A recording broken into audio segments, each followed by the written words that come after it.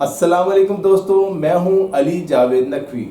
इमरान खान ने माफ़ी मांगने से साफ इनकार कर दिया है, लेकिन न्यूज़ चैनल तमाम दिन ये खबर चलाते रहे कि इमरान खान ने गैर मशरूत माफ़ी मांगने की पेशकश की है।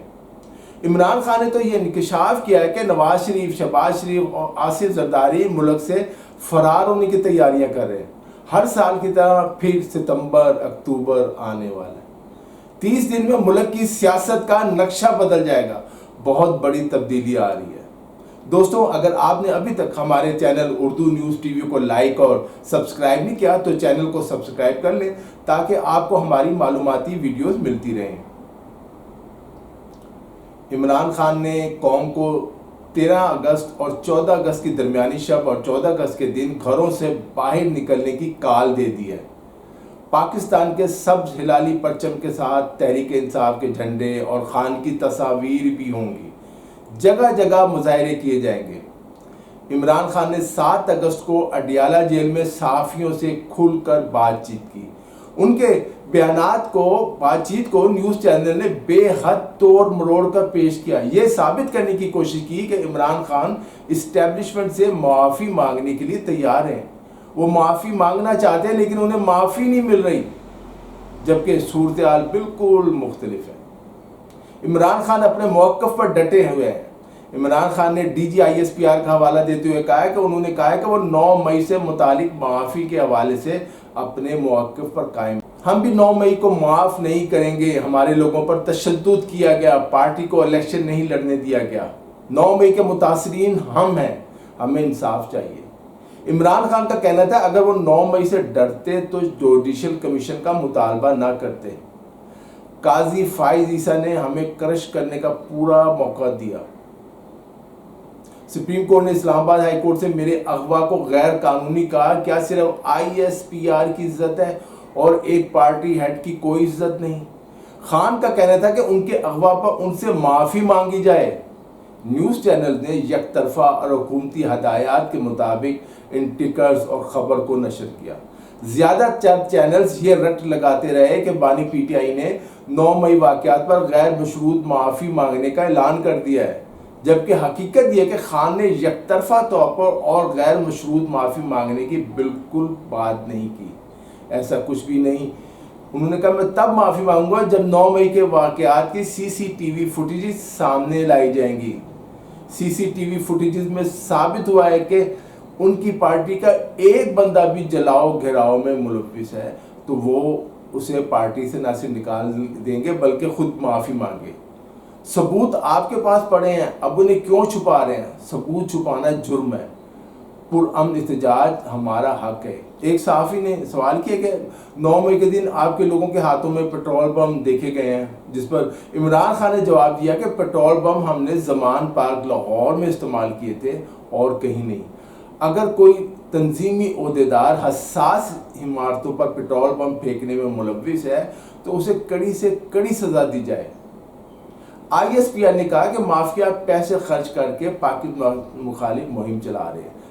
आपने हमें नवाज शरीफ और जरदारी की करप्शन की कहानियां सुनाई, अब इलेक्शन में धांधली करके उन्हीं लोगों को मुसल्लत किया। फौज कौमी इदारा है, इसका तहफ़्फ़ुज़ हम सब की जिम्मेदारी है। हसीना वाजिद ने अपनी मर्जी से पसंद का आर्मी चीफ लगाया था, उसी आर्मी चीफ ने अपने लोगों पर गोली चलाने से इनकार किया। बांग्लादेश से बुरे हालात पाकिस्तान में है। हमारे मुल्क में महंगाई और बेरोजगारी बांग्लादेश की निस्बत बहुत ज़्यादा है। हम मुल्क में इंतशार नहीं चाहते। मैं मुल्क की खातिर बात करने को तैयार हूँ। 8 फरवरी को मैंने कॉल इसलिए नहीं दी क्योंकि आवाम को कंट्रोल करना बहुत मुश्किल हो जाता, फिर सारी जिम्मेदारी हम पर आ जाती।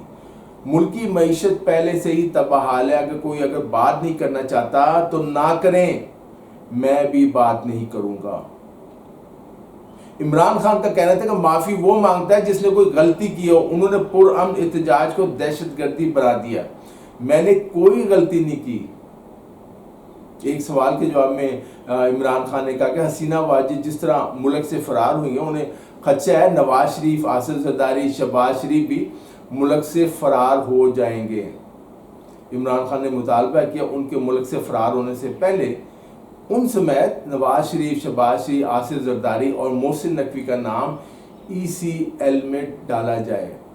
उनका अपना नाम इसलिए ECL में डाला जाए कि वो जेल से बाहर भी आ जाए, तब भी मुल्क से बाहर ना जा सके। क्या आदमी है यार। इमरान खान का कहना था कि हमें अदालतों से डर नहीं लगता, यहाँ ट्रायल नहीं होता। वीगो डाला आ जाता है। मेरी बीवी के भाई, मेरी बहनों और भांजों पर मुकदमा डाले जाएंगे और ये लोगों को गिरफ्तार नहीं करते, अगवा कर लेते हैं। इमरान खान की इस गुफ्तगू से अंदाज़ा लगाया जा सकता है कि इस्टेब्लिशमेंट से उनके राब्ते ज़रूर हुए हैं। इमरान खान ने फ़ौज के लिए अच्छे जज्बात का भी इजहार किया है, लेकिन इसके साथ उन्होंने ये भी कह दिया कि अगर ताकतवर हल्के मुज़ाकरात नहीं चाहते तो उन्हें भी मुज़ाकरात का शौक़ नहीं है। दूसरे खान को दीवार पर लिखा साफ नज़र आ रहा है कि बांग्लादेश में जो कुछ हुआ वो पाकिस्तान में दोहराया जाएगा। वक्त तेज़ी से बदल रहा है। इमरान खान चाहें तो इस गिरती हुई हुकूमत को लॉन्ग मार्च या एहतजाजी तहरीक से गिरा सकते हैं, लेकिन वो ये बात समझते हैं कि इस तरह मुल्क में अनारकी और इंतशार फैलेगा। वो चाह रहे हैं तमाम मामलात आईन और कानून के अंदर रहते हुए हल किए जाए। इस वक्त इस्टेब्लिशमेंट की गहरी खामोशी से लग रहा है कि कोई बड़ा तूफान आ सकता है। फैसला करने वाली कुव्वतों के पास दो ऑप्शन है, या तो खामोशी से मुल्क को तबाह और बर्बाद होता देखें और कबूतर की तरह आंखें बंद किए रखें। दूसरा ऑप्शन ये है कि हुकूमत को बता दें कि इसकी सिर्फ दुरुस्त नहीं, मुल्क बेहतर होने की बजाय तनज़्ज़ुली की तरफ जा रहा है। गैर जानिबदार आलमी मुआशी माहिरीन मसलसल ये बात कह रहे हैं कि पाकिस्तान को अपनी मईशत बेहतर बनाने के लिए बुनियादी इस्लाहात करनी पड़ेंगी। हर साल FBR और बाज़ दूसरे महकमे के जो सरकारी अफसरान हैं वो जो हज़ारों अरब रुपए खा जाते हैं, इस करप्शन को रोकना होगा। कौन रोकेगा इसे? बिजली के बिलों में इजाफे और तनख्वाहों पर टैक्सों में इजाफा मसाइल का हल नहीं, लोग परेशान हैं, तंगदस्ती आ गई है। तहरीक इंसाफ ने इलेक्शन तरमीमी एक्ट 7 अगस्त को भी सुप्रीम कोर्ट में चैलेंज कर दिया है। बैरिस्टर गौहर अली खान ने एक आइनी दरख्वास्त जो सुप्रीम कोर्ट में दायर की है। दरख्वास्त में वफाक और इलेक्शन कमीशन को फरीक बनाया गया। इस दरख्वास्त में कहा गया कि तहरीक इंसाफ मखसूस नशस्तों की फहरिस्तें इलेक्शन कमीशन में जमा करा चुकी है। ये अच्छा किया पिटीशन दायर करके। 12 जुलाई के फैसले के बाद मखसूस नशस्तें तहरीक इंसाफ का हक है।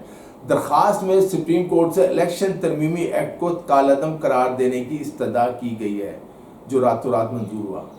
PTI की जानिब से दरख्वास्त में कहा गया कि इलेक्शन तरमीमी एक्ट को गैर कानूनी, गैर आइनी करार दिया जाए।